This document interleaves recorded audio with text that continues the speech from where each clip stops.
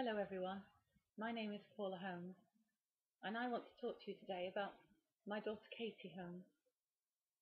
My daughter Katy died on the 19th of January 2012 from a brainstem diffuse pontine glioma. She was diagnosed on October the 10th, 2011 and we were told that she had between 6 and 9 months, possibly 12 at the most. The only treatment that was available to her was radiotherapy. She had 30 fractions of cranial radiotherapy, which is the maximum amount that you can have in one spot. Despite this, she sadly lost her life on the 19th of January after only 3 months. What I don't understand is why. And that is why I'm doing this, to try and raise awareness, which will hopefully get people to fundraise, and the money can go towards research to finding a cure. So first of all, let me introduce Katy. This is my gorgeous girl, Katy. She's blonde, she's beautiful, blue-eyed, the most gorgeous little girl I've ever seen. She was head girl in year 6 of primary school, looking forward to going on to secondary school this September. She'd done so well all the way through school. She was very academic, very popular with all the kids, so sensible, so kind, so pure. And what I have realised now is that this can really happen to anyone, because if there is one person in the whole world that didn't deserve this, it was Katy, and it even happened to her.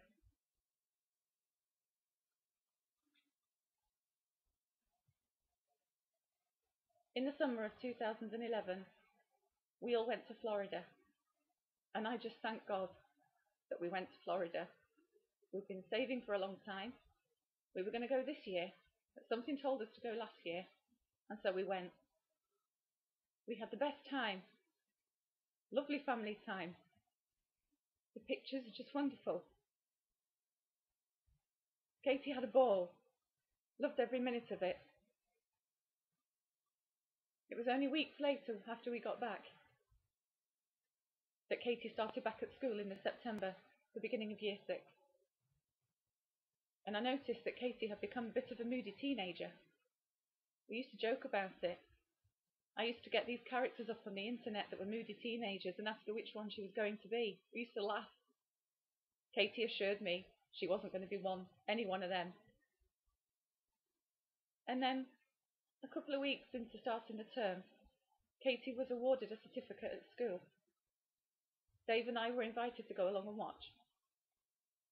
As I looked across at her sitting on the bench next to her teacher, I noticed that she wasn't smiling. Katy always smiled. And I said to Dave, "Don't you think that's strange? Katy's not smiling." Dave said, "Maybe she's fallen out with one of the kids." But it didn't seem right. Katy wasn't like that. She didn't fall out with kids. She stood up to get her certificate. She smiled for the camera. And then after that, stood there holding her certificate, looking so sad. And I had a feeling something was wrong.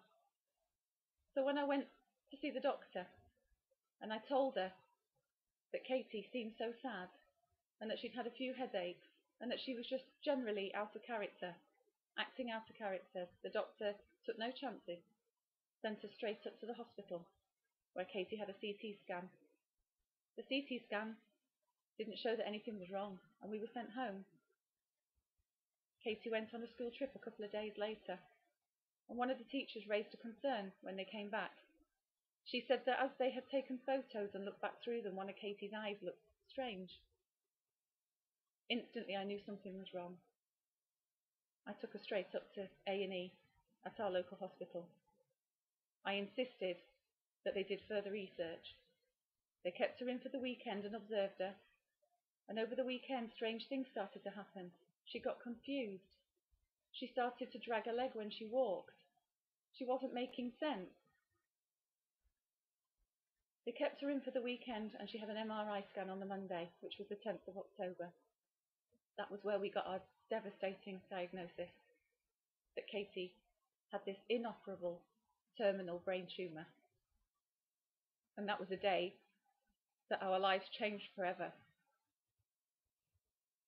After they told us that Katy was going to die, we had to go back into the room where Katy was and act normal, because we had to get our own heads around it before we decided how we were going to tell Katy. Bearing in mind, she's only 10 years old. There she was, sat on the bed, looking up at us, wondering what was wrong. And we were trying to just hide it and tell her that we didn't know if there was anything wrong. We didn't know any information yet, but that we'd tell her as soon as we did. We just had to get used to this ourselves.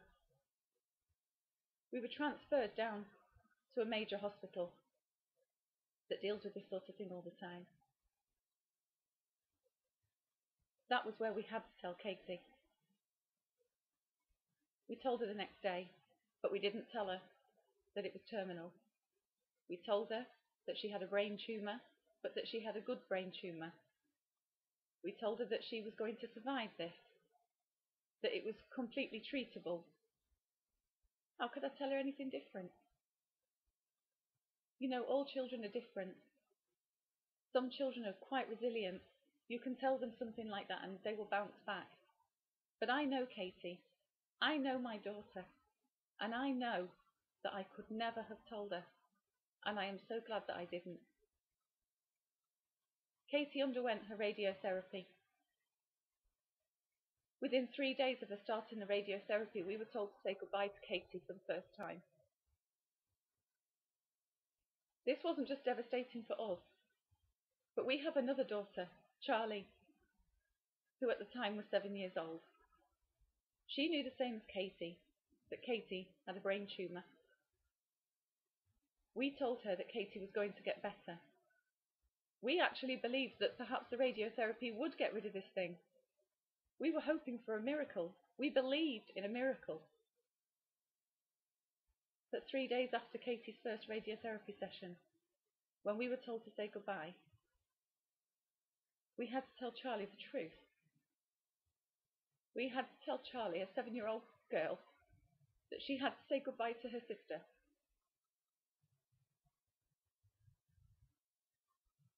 Charlie cried, asked us why Katy had to go to heaven, but we didn't know. We didn't know what the answer was. Charlie was so good, she was so brave. She took this information and she just dealt with it. She kissed her, she held her hand, she told her that she loved her. And then she helped us prepare to go off to the hospice. Katy had pneumonia. A few days later, Katy pulled through. Now Charlie was confused. You said Katy was going to die and she didn't. We were overjoyed.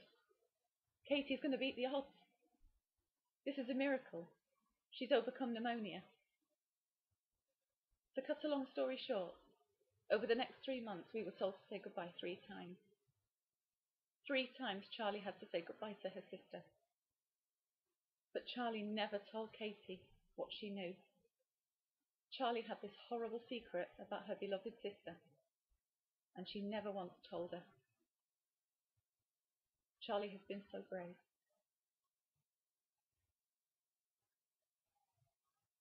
One of the things that is so hard to understand is that all the way along we have been told that this is rare. We have been told that these brain tumours in the brainstem are rare. But I know that that's not true. I've done my research. I've seen how many children around the world are dying from these brain tumours and other types of brain tumours. What's rare about it? I don't understand why it's being called rare. If anything, I'd say it was on the increase. Dr. Charles Teo, he said it's on the increase. I don't understand. Why is there no cure? From what I can understand, the government in the UK only spend 0.7% of their budget towards this type of research to brain tumours. Well, that's awful. That's a minute amount. Why are they only spending that amount? I don't know what the figures are like elsewhere in the world, but I know that this isn't rare. And children are dying from this every day. And we have to stop this. Over the years, when people have asked me to fundraise, I've maybe done it for the local hospice, I've done it for breast cancer research or leukemia, and all of those are very worthy causes, and everybody should continue to support those causes. But it never occurred to me to perhaps raise money for paediatric brain tumour research. Why? Why didn't it occur to me? Why didn't I know about this? And so that's why I'm doing this. We need to raise awareness. What makes it really hard is that I know that if I was a celebrity and this had happened to my child, I would be able to use the media to raise awareness, and I'd be able to do it quite quickly because I'd already have that platform there. But I'm not a celebrity, and I haven't got immediate access to all the media. Or if I have, I don't know how to use it. I don't know how to get awareness out there. People need to start raising money to fund this research now. Not in a couple of weeks or in a couple of months or in a year's time when I finally figured out how to get awareness out there, but now. So maybe by doing this on YouTube, this will help. Katy didn't need to die. We can fly people to the moon. We can create life through IVF. And yet we can't fix brainstem tumours in children. We need to raise awareness. We need to fundraise. And we need to send this money off to people doing the research. Let's stop this. There are too many children becoming angels. And it's not right. And my Katy didn't deserve to become an angel. She was already an angel. And now she's gone. And we've had to watch her deteriorate over the past 3 months. She lost the ability to do everything. Everything. She couldn't even go to the toilet in the end. But the cruelest thing about this is that Katy never lost her mind. Katy was aware at every minute of what was happening to her own body because her mind didn't switch off. It was the last thing to go. The day before Katy died, I heard that they were going to stop her steroids. I took Katy's face, her head in my hand, and I held her like this. And I said to her, Katy, I have just been on the phone to your consultant and they have told me some really good news. They're going to stop your steroids. And when they stop your steroids, in the morning you're going to feel better.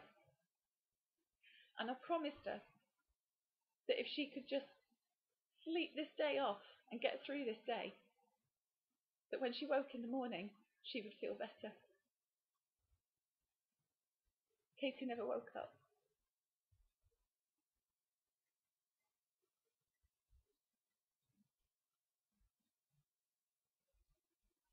But Katy died believing that she was going to get better. And I thank God for that at least. So please, everyone, please, let's raise awareness of this horrible thing. Because if it can happen to Katy, it can happen to you. Let's raise money and give it to those people that are doing the research, and let's find a cure. Brain cancer is one of the biggest cancer killers in children, and this has to stop. We need the cure. You can follow our story on Facebook. Katy has a page called Please Help Katy Holmes. Have a look, see the fundraising we have done, see where we're up to. But please, everyone, Help us beat this horrible disease.